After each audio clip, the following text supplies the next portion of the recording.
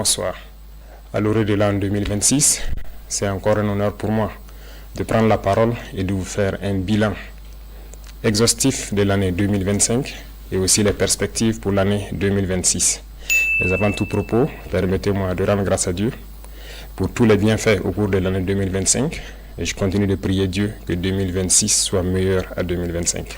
Permettez-moi également de rendre un vibrant hommage à nos vaillantes forces combattantes, forces armées nationales, volontaires pour la défense de la patrie, forces de sécurité intérieure qui veillent jour et nuit pour que notre patrie reste et demeure debout.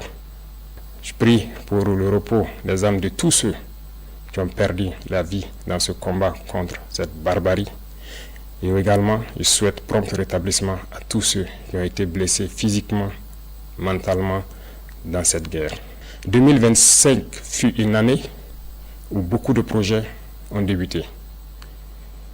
Parlant du secteur de la défense et de la sécurité, ce secteur qui nous intéresse tant dans ce combat, beaucoup d'efforts ont été consentis dans le recrutement de personnel au niveau des différentes forces. Également, plusieurs formations ont été entamées au sein de nos propres armées de façon endogène, ce qui a permis de créer beaucoup d'unités spécifiques qui font un travail remarquable sur le champ de bataille. En termes d'équipement, il y a eu l'arrivée au cours de l'année 2025 de beaucoup d'équipements lourds, mais également des équipements stratégiques que nous n'avons pas voulu présenter. Cet équipement va se poursuivre et le renforcement des effectifs va également se poursuivre au cours de l'année 2026 et la guerre va continuer à s'intensifier et notre armée va continuer de monter en puissance. Plusieurs opérations ont eu lieu sur le théâtre des opérations. Nous retenons principalement une opération audacieuse qui a été lancée il y a 2 mois de cela, l'opération qui a été baptisée l'Almazga, en français mur de glace. Cette opération audacieuse a permis à nos forces combattantes de se poser dans les sanctuaires de l'ennemi, là où depuis 5-6 ans, on croyait impossible d'atteindre, nos unités ont mis pied et ont reconquis ces zones.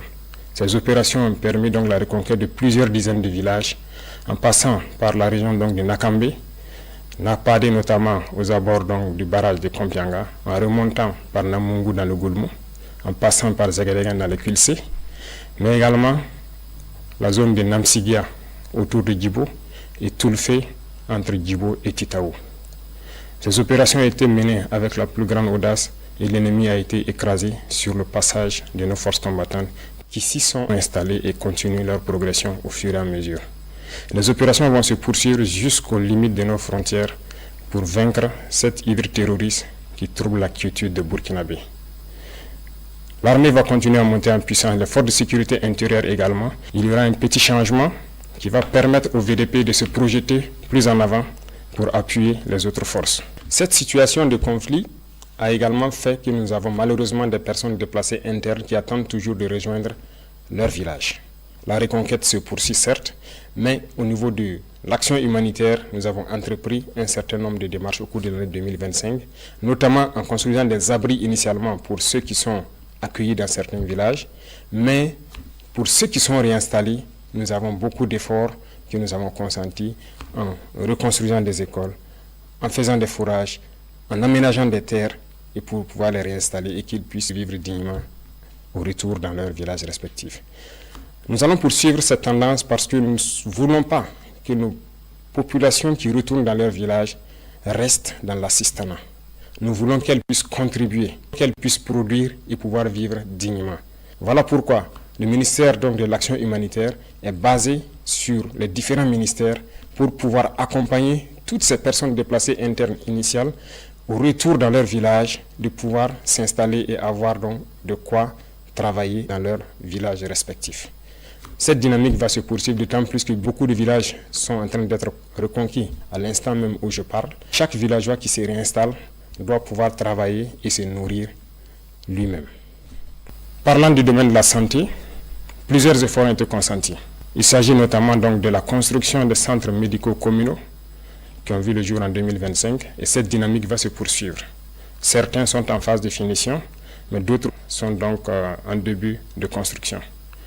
L'équipement de ces centres va permettre de rehausser donc le niveau de l'offre de soins au niveau de nos populations. Pour les centres existants, le plateau technique a été amélioré en termes de laboratoire, en termes d'imagerie.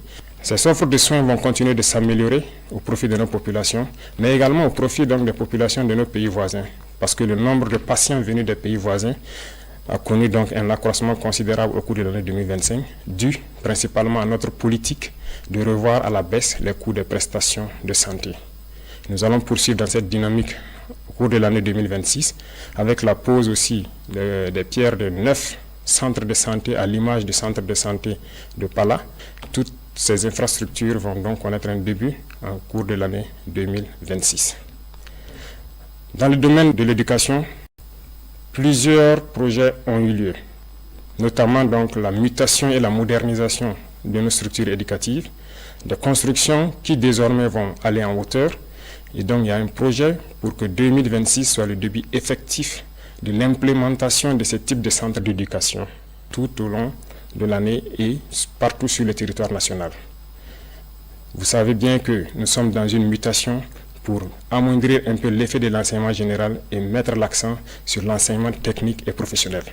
Cette mutation est en cours. Beaucoup de lycées techniques et professionnels verront le jour, mais également très bien équipés pour pouvoir répondre aux besoins de développement de notre patrie. Du côté de nos étudiants, beaucoup de centres universitaires verront le jour donc, au cours de l'année 2026, mais déjà en 2027, nous avons commencé la construction d'un certain nombre d'amphithéâtres et de bâtiments pédagogiques. Certains sont en phase de finition et d'autres finiront en 2026. Nous poursuivrons cette dynamique pour permettre à tous les centres universitaires, à toutes les universités, de pouvoir étudier de façon digne et aussi la modernisation en ce qui concerne l'Internet et l'éducation virtuelle va se poursuivre parce que nous venons d'acquérir donc un certain nombre de serveurs au profit uniquement des universités pour que les étudiants puissent avoir des bibliothèques en ligne et cette dynamique va se poursuivre. Les laboratoires vont continuer à monter en puissance et nous allons ainsi donner un espace à nos étudiants de faire des cours théoriques mais également de faire la pratique et de s'exprimer pour que petit à petit leur éducation passe d'une éducation théorique à une éducation pratique pour la production au profit de nos populations. Dans le domaine des infrastructures, beaucoup d'efforts ont été consentis. Au cours de l'année 2025, comme vous le savez, 4 régions ont bénéficié de leur brigade de construction des routes. D'autres équipements spécifiques de terrassement et également de bitumage sont arrivés. Et au cours de l'année 2026, s'il plaît à Dieu, 4 autres régions en début d'année seront dotées de brigades de construction des routes et ça sera le début effectif de construction d'un certain nombre de routes nationales et départementales en plus des autoroutes qui sont programmées. Nous voulons aller à un rythme soutenu, ce qui nécessite que nous équipons toutes les régions avant de pouvoir nous projeter de façon efficace, comme cela a été le cas avec le lancement des travaux de l'autoroute. Nous avons opté de changer le modèle d'urbanisme. L'État va prendre en compte la construction de nos villes. Aujourd'hui, la construction de nos villes est un impératif parce que ce que nous vivons, le problème sanitaire est dû au fait qu'il n'y a pas d'assainissement dans nos villes. Les espaces sont trop grands et nous avons opté de construire en hauteur. 2026 verra le début de grands projets dans ce domaine d'urbanisation et de concentration des populations pour exploiter l'espace et pouvoir assainir pour que nos populations puissent vivre dignement et en très bonne santé dans des centres assez propres, côté environnement et côté sanitaire. Dans le secteur minier, 2025 a connu des innovations majeures. Il s'est agi pour nous de faire en sorte de nous approprier de nos ressources minières, ce qui a conduit l'État à d'abord s'approprier d'un certain nombre de mines en rachetant avec certains partenaires, mais également en se mettant à l'exploitation des mines tant industrielles que semi-mécanisées, à travers la création donc de la SOPAMIB. Également, les sorties d'or incontrôlées ont connu donc une baisse significative à travers la création de la SONASPE qui a permis d'avoir un contrôle tant sur l'orpaillage traditionnel que sur l'exploitation industrielle donc, de nos ressources minières. Le secteur de l'énergie va connaître également une mutation en 2026 à travers la création d'une initiative. Une initiative qui va être axée sur l'eau et l'énergie pour permettre à nos populations de bénéficier d'eau potable partout où elles sont et également de bénéficier de l'électricité pour pouvoir vaquer à leurs occupations. Dans ce sens, nous avons entamé en 2025 un certain nombre de projets pour accroître l'offre d'énergie et aussi être indépendant pour diminuer les importations d'énergie au Burkina Faso. Chers frères et sœurs, chers parents, 2025 a été une année riche en termes d'agriculture et d'élevage. Nous avons assigné donc des objectifs au ministère de l'Agriculture et par la grâce de Dieu, la pluviométrie fut bonne et nous avons dépassé les objectifs pour plusieurs spéculations et d'autres bien atteints. L'autosuffisance alimentaire, qui est un combat de tous les jours que nous menons, nous pouvons dire aujourd'hui que nous avons atteint l'autosuffisance alimentaire au cours de l'année 2025. Nous allons poursuivre les efforts dans le secteur de l'agriculture, notamment en rachetant des machines tant pour les labours que pour les récoltes, en faisant des labours gratuits, fortement subventionnés au profit de nos populations, en subventionnant les intrants et également en leur fournissant des semences de qualité produites par nos chercheurs. Beaucoup de terres sont en train d'être récupérées par nos forces combattantes. Nous allons rapidement nous mettre à la tâche dès le début d'année dans l'aménagement de ces terres pour permettre à ces populations qui se réinstallent de pouvoir exploiter de façon sereine leurs terres et accroître nos productions. Dans le même sens, nous encourageons tous ceux qui sont dans la transformation, à petite échelle comme à grande échelle, de poursuivre les efforts et tous ceux qui comptent venir dans ce secteur de rapidement s'y ruer parce que la production va continuer à s'accroître. Nous avons aussi créé l'ONBA pour que les retenues d'eau puissent être réalisées dans chaque village. Ainsi, il ne sera plus question de cultiver au bout d'une seule saison, mais nous espérons pouvoir cultiver 2 ou 3 fois au cours de l'année.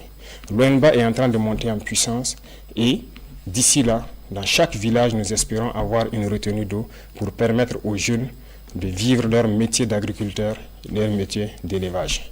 Beaucoup de vaccinations ont eu lieu au cours de l'année 2025, pour la plupart gratuites, pour d'autres fortement subventionnées, ce qui a permis donc de préserver des millions de têtes de volailles, de bovins, de caprins. La pisciculture est en train de monter en puissance avec les cages flottantes qui sont installées un peu partout sur nos barrages, ce qui est une très bonne expérimentation qui a fait accroître la production piscicole du Burkina Faso et nous espérons que 2026 puisse être une année au cours de laquelle nous allons être suffisamment outillés pour atteindre l'autosuffisance et arrêter un tant soit peu l'importation de poissons d'eau douce au Burkina Faso. Les efforts vont se poursuivre également dans le secteur de l'élevage en faisant en sorte qu'en stabulation pure, les éleveurs puissent bénéficier donc de cultures fourragères et également à travers Faso Goulougo de bénéficier d'aliments de qualité qui seront produits et contrôlés par nos chercheurs.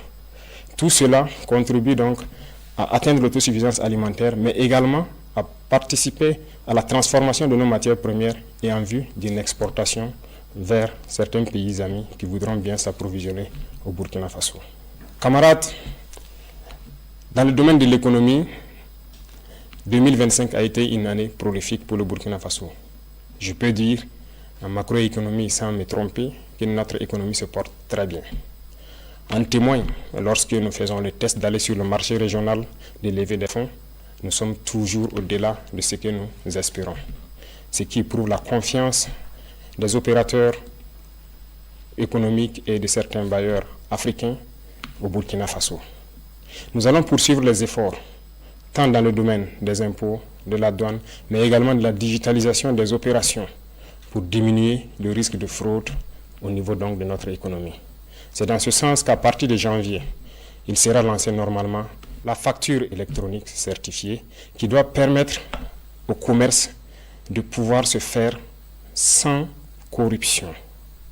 Et cela permettra donc encore d'accroître les recettes de l'État et de pouvoir mener un commerce sain au profit donc de nos populations.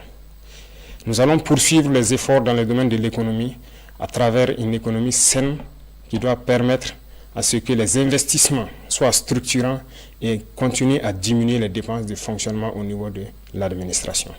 Les efforts consentis au niveau de l'agriculture, au niveau de la défense et dans tous les secteurs des infrastructures, notamment en prenant en compte la construction de nos infrastructures nous-mêmes, permettent de faire beaucoup d'économies d'échelle. Tout cela doit permettre à l'économie burkinabé de faire une avancée significative. En plus de cela, les ressources minières que nous allons exploiter par nous-mêmes maintenant doivent permettre en 2026 de faire un bond considérable en matière de PIB pour que le Burkina Faso puisse, dans un laps de temps, devenir une économie émergente à travers le monde. Dans le domaine donc de la culture, nous poursuivons les efforts, de sorte que nous revenons petit à petit à nos valeurs, à nos racines. Il n'y a que par cette manière que nous pourrons nous affirmer et développer notre nation. Je le dis parce que revenir à l'éducation technique et professionnelle et en combinant cela avec nos valeurs, nos connaissances endogènes, nous pouvons créer et innover à partir de ce qui existe et pouvoir arrêter un tant soit peu les importations d'un certain nombre de produits au Burkina Faso. Il y a beaucoup de savoirs endogènes qui permettent de transformer déjà nos matières premières. Il suffit d'ajouter de la science pour que cela puisse nous aider. Et la culture fait partie de tout cela et participe activement au développement de notre nation. Sur nos valeurs endogènes, nous allons mettre l'accent au niveau de nos écoles et des tout-petits. Parce que le Burkinabé, l'homme intègre, a des valeurs qui nous ont été léguées par nos ancêtres. Des valeurs d'honnêteté, des valeurs d'intégrité, des valeurs de dignité et des valeurs de patriotisme. Et tout cela pourra s'enseigner à travers la culture, aussi au niveau des tout-petits, pour que nous construisions des Burkinabés de demain. Beaucoup d'événements culturels ont eu lieu en 2025, mais en 2026 également, beaucoup d'événements culturels auront lieu et il y a des grands projets dans le domaine de la culture. Mais tout cela, comme je l'ai dit, doit être axé sur nos valeurs ancestrales endogènes qui doivent permettre de créer de nouveaux Burkinabés basés sur nos propres valeurs. Tout cela doit faire la différence avec le Burkinabé que l'impérialisme a voulu bien construire au Burkina Faso. Le Burkinabé nouveau doit être quelqu'un qui s'est départi de toute corruption et qui doit mettre la patrie au devant de tout ce qu'il fait. C'est à ce sens que nous pourrons vaincre ce terrorisme qui nous menace également aujourd'hui, mais également pouvoir développer de façon consistante tout ce que nous produisons ici et pouvoir être une nation puissante et émergente. 2025 a été une année d'industrialisation également. Beaucoup d'unités industrielles ont vu le jour, notamment dans la transformation de nos matières premières, et beaucoup de ces unités ont été accompagnées par l'État à travers le Fonds burkinabé de développement économique et social, mais aussi des banques étatiques. 2026 sera aussi une année industrielle beaucoup plus importante parce que nous avons beaucoup d'unités industrielles au cours de l'année 2026, mais également, comme vous pouvez le constater, nous avons accordé des financements à certains privés à travers donc des institutions étatiques et certains fonds nationaux pour les accompagner à la création d'unités industrielles qui doivent transformer nos matières premières essentiellement. Nous avons fusionné les fonds en 4 grands fonds qui doivent permettre d'aider tous ceux qui veulent entreprendre et qui ont un minimum dans le domaine principalement de la transformation et aussi de l'agriculture. Ces domaines sont très importants pour nous parce que c'est en produisant et en transformant ce que nous produisons que nous pouvons devenir une nation puissante. Et donc l'État, en transformant ces fonds, veut avoir une marge importante pour pouvoir aider tous ceux qui sont du privé et également les entreprises nationales, étatiques, qui doivent émerger en 2026 pour que cette transformation de nos matières premières soit une réalité. Également le domaine du coton, qui autrefois était exporté brut, la première unité industrielle sera prête en 2026 et nous allons continuer avec d'autres unités industrielles pour transformer notre coton. Ceci dit, tout ce qui est matière première que nous produisons, nous allons essayer autant que possible d'installer des unités industrielles pour la transformation et 2026 sera une année où nous allons avoir un budget important à injecter au niveau des fonds pour aider tous ceux qui ont des projets structurants dans ce domaine. Dans le domaine du sport, nous avons investi beaucoup à travers donc, le Bureau national des grands projets, également à travers le ministère au cours de l'année 2025. Un stade est en construction à Bobo-Dioulasso et qui doit finir en début 2026, mais également à travers toutes les régions, nous comptons créer des espaces pour permettre aux jeunes, premièrement de faire du sport pour rester en bonne santé, pour faire en sorte que notre jeunesse ne soit pas oisive. Cela contribue à la santé physique, mentale, mais également à la productivité de la jeunesse dans notre nation. Nous allons poursuivre les efforts dans ce sens au profit de la jeunesse et développer tous les types de sports qui puissent être développés au Burkina Faso et qui puissent faire en sorte que la jeunesse soit en cohésion parfaite. À toutes les équipes qui représentent le Burkina Faso à l'extérieur dans les compétitions internationales, nous leur souhaitons plein succès pour 2026 et particulièrement les étalons qui aujourd'hui défendent les couleurs nationales, nous leur souhaitons plein succès jusqu'à la victoire finale. Camarades combattants, le domaine de la justice est un domaine qui nous tient à cœur.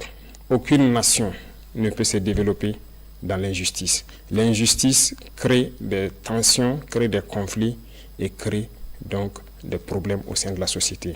Voilà pourquoi nous nous sommes attaqués à ces phénomènes et nous avons restructuré totalement la justice au cours de l'année 2025.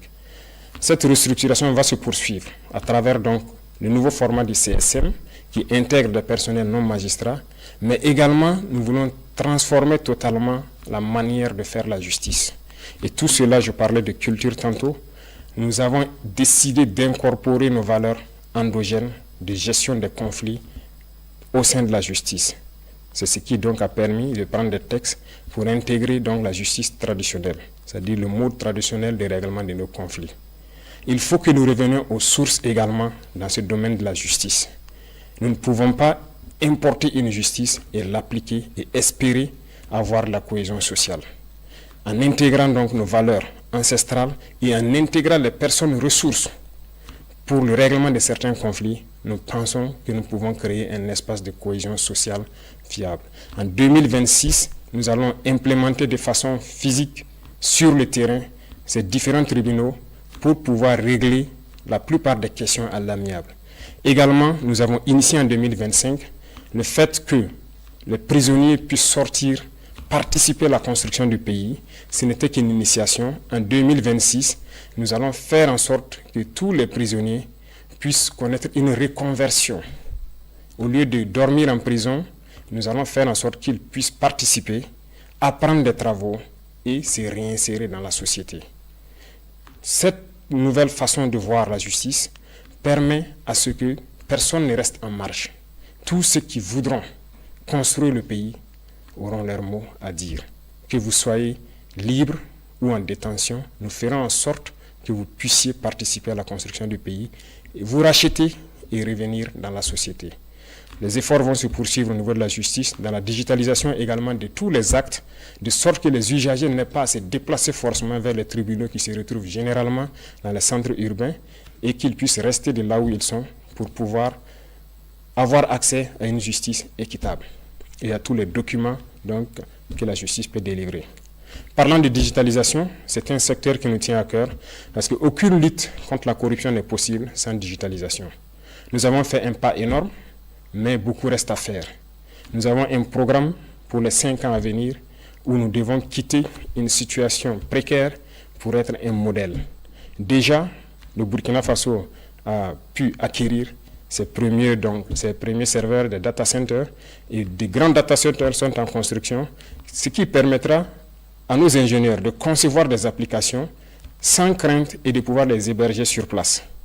Avant, nous importions des applications que nous ne maîtrisons pas, mais aujourd'hui, la plupart des services au sein de l'administration sont en train d'être dématérialisés et tout cela, c'est grâce à nos ingénieurs informatiques qui font un travail remarquable pour que l'usager n'ait plus à se déplacer vers les services pour forcément avoir accès. De son poste, il peut tranquillement avoir accès à certains services. En plus de tout cela, nous sommes en train de mettre en place des maisons du citoyen. Et les constructions vont démarrer en 2026. Ces maisons seront donc installées dans beaucoup de chefs-lieux de province, mais également nous irons jusqu'au département pour faire en sorte que quiconque ne maîtrise pas l'outil informatique puisse aller dans ces maisons, trouver des Burkinabés qui vont les aider à avoir accès à tous les services à travers les plateformes qui seront installées sur les machines dans ces maisons. Cette digitalisation va se poursuivre et la modernisation de l'administration également va se poursuivre pour nous permettre de lutter efficacement contre la fraude et tous les abus qui puissent exister au sein de l'administration. Chers frères et sœurs, chers parents, vous avez pu constater qu'au cours de l'année 2025, nous avons dû faire donc les états généraux au niveau de l'administration territoriale. Ces états généraux ont conduit donc à des conclusions que nous avons exploitées et également donné une vision, ce qui a conduit donc à modifier le code des collectivités territoriales. Ce code a été modifié pour nous permettre d'avoir une nouvelle architecture. Certes, le redécoupage régional a évolué, mais la fonction des collectivités territoriales doit évoluer également.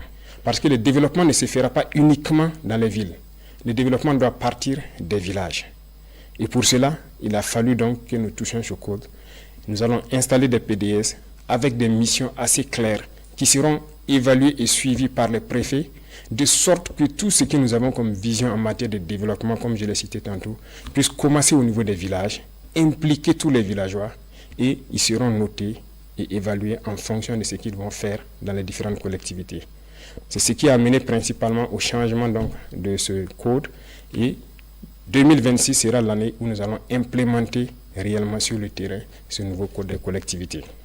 Au niveau de l'administration territoriale, beaucoup de choses ont évolué en ce sens que l'administration déconcentrée n'était pas administrée de façon efficace pour connaître qui exactement est à son poste. Le manque de ressources humaines a fait en sorte qu'il y avait un gros manque à gagner. Nous avons fait une évaluation au cours de l'année 2025 et nous nous sommes rendus compte que beaucoup de fonctionnaires fictifs existaient ou des doublons existaient. Le recrutement récemment, en cours de l'année 2025, de beaucoup donc, de personnel des ressources humaines doit permettre de les envoyer au niveau donc, régional pour ainsi faire en sorte que tout agent qui est affecté doit pouvoir travailler et contrôler à partir de la région. Et là, au niveau national, nous avons l'assurance que le service pour lequel il a été envoyé est rendu aux populations au moment donné. Cette modernisation va se poursuivre parce que ça doit s'accompagner d'une digitalisation. Du côté de la diplomatie, le Burkina Faso rayonne.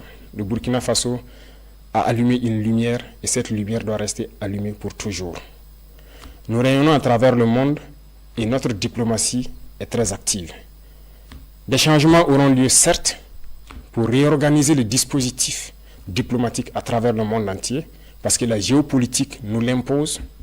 Et cette réorganisation a déjà commencé en 2025 avec un certain nombre de réajustements dans le traitement donc, des diplomates, mais la réorganisation spatiale à travers le monde entier aura lieu en 2026.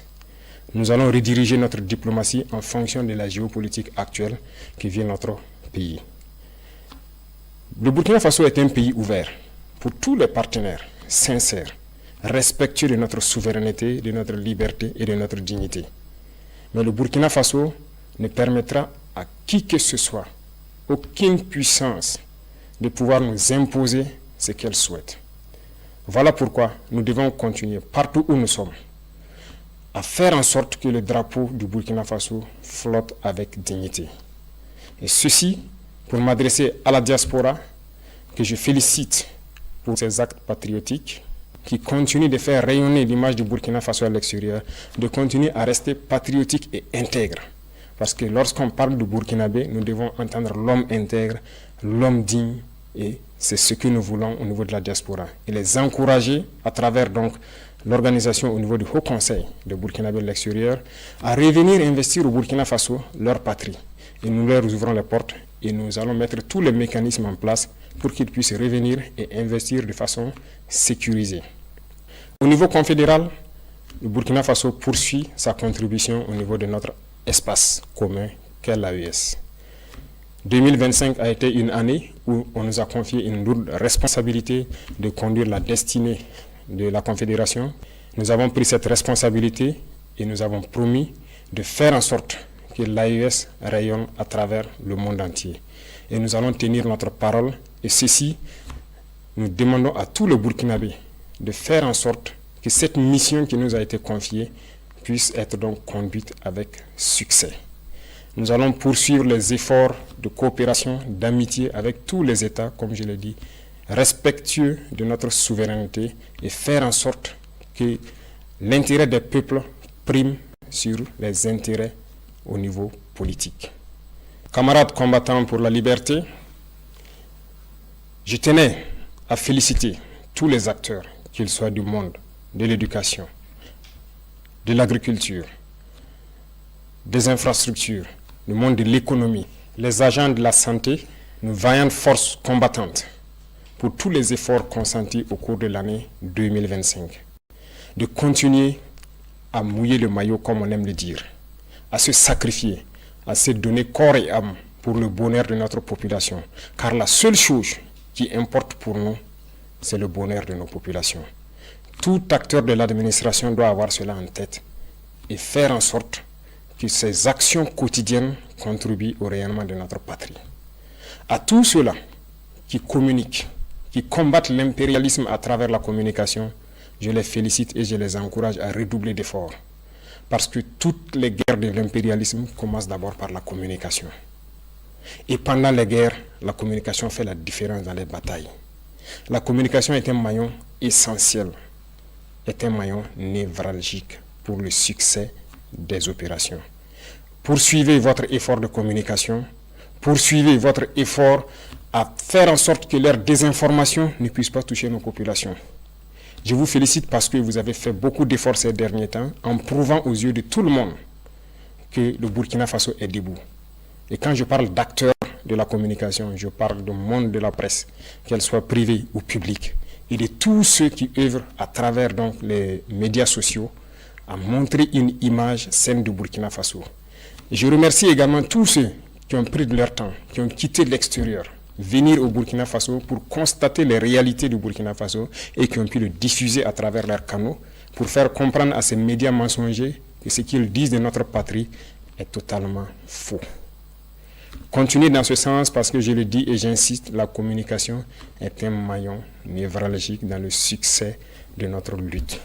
Les révolutions passées n'ont pas abouti, nous connaissons les causes, mais nous ferons en sorte que cette révolution aboutisse pour le bonheur de nos populations.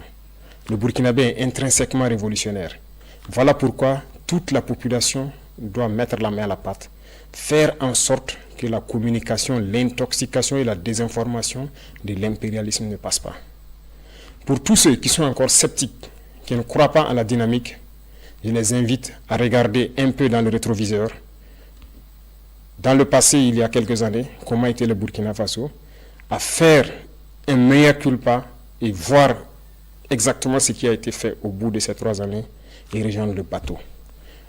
Nous ne voulons pas exclure quelqu'un, mais comme nous l'avons dit, si quelqu'un ferme les yeux et refuse de voir le soleil, nous ne pouvons pas faire autrement que de le laisser en marche. Nous allons évoluer, nous allons continuer, nous allons poursuivre notre lutte. Le Burkina Faso vaincra, le terrorisme sera un passé et nous ferons en sorte que le visage du Burkina Faso qui est connu aujourd'hui, dans 5 ans, nous ne puissions pas le reconnaître. Bien sûr, le changement sera positif et nous devons le faire pour nos enfants, pour les générations à venir. Et ce combat est bien possible et il est déjà gagné. J'invite tout un chacun à redoubler d'efforts pour que 2026 soit meilleur que 2025. Vive le Burkina Faso, vive notre patrie libre, digne, intègre et prospère. Bonne et heureuse année 2026. La patrie ou la mort, nous vaincrons.